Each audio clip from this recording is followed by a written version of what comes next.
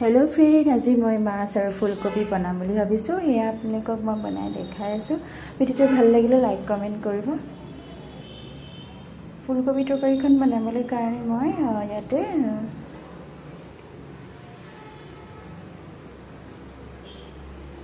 মাছখিনি ধুনীয়াকৈ মই ধুই লৈছিলোঁ প্ৰথমে।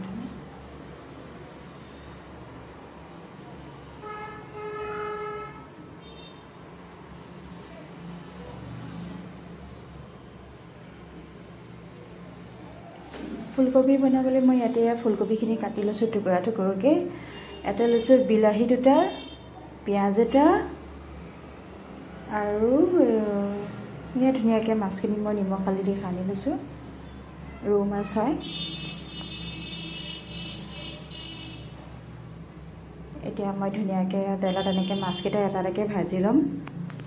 ঠাণ্ডা বতৰত খুব ভাল লাগে ফুলকবি, আৰু শেষত মই ধনিয়া পাত দেখাবলৈ পাহৰি গ'লোঁ। এতে মাছকেইটা মই ধুনীয়াকৈ ভাজি লৈছোঁ। এয়া কেৰাহী গৰম হৈয়ে আছিলে, ধুনীয়াকৈ ভাজি লৈছোঁ এটা এটাকৈ। আৰু মই এয়া ধনিয়া পাতো দিম বুলি ভাবিছিলোঁ। এয়া ধনিয়া পাতে লৈ ল'ম, তাতে দেখাবলৈ পাহৰি গ'লোঁ। আৰু এটা এটাকৈ মাছকেইটা মই ভাজি লৈছোঁৱে, পিছ হৈ গৈছে ভাজা। আৰু শেষতে মোৰ মাছখিনি ভাজা হৈ গ'ল, ধুনীয়াকৈ ভাজি ল'লোঁ। লৈ কিনে এতিয়া মই আকৌ মাছ ভাজা তেলতে ফুলকবিকেইটাকো এনেকৈ অকণ ভাজি ল'ম, নহ'লে খাবলৈ বেয়া লাগে। এতিয়া ভাজি লৈছোঁ, এয়া ভাজি লৈছোঁ ধুনীয়াকৈ, নহ'লে খাবলৈ খুব বেয়া লাগে।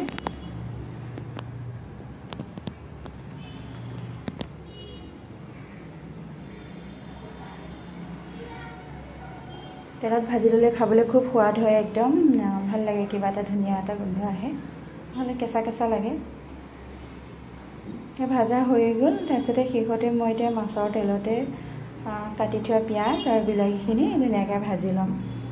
ভাজি ল'লোঁ, কি ধুনীয়াকৈ হৈ গৈছে।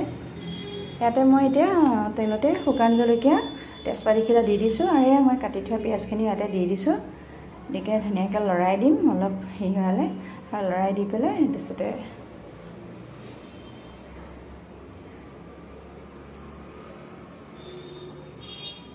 আৰু ইয়াতে মই অলপ জিৰা গুড়া, জলকীয়া গুড়া, হালধি তাতে দি দিম। মই জ্বলা জ্বলা খাই ভাল লাগিব ইয়াতে।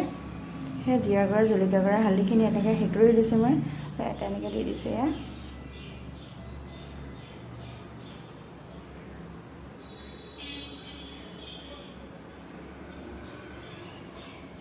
আৰু ধুনীয়াকৈ ভাজি থোৱা ফুলকবিখিনি ইয়াতে বাকি দিছোঁ, ধুনীয়াকৈ দি দিম ইয়াতে।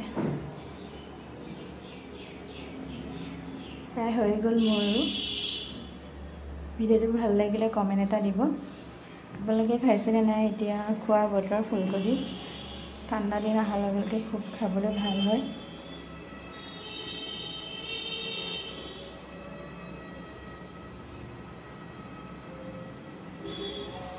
আৰু মই এতিয়া ইয়াতে পানী অলপ দি দিম। এয়া পানী অলপ দি দিছোঁ ইয়াতে ধুনীয়াকৈ। মাছ ভাজি থোৱা মাছো দি দিম, উতলি আছেই তৰকাৰীখিনি, ইয়াতে দি দিছোঁ এনেকৈ। তো আজিলৈ আহিলোঁ। ভিডিঅ'টো ভাল লাগিলে কমেণ্ট কৰিব, লাইকো কৰিব।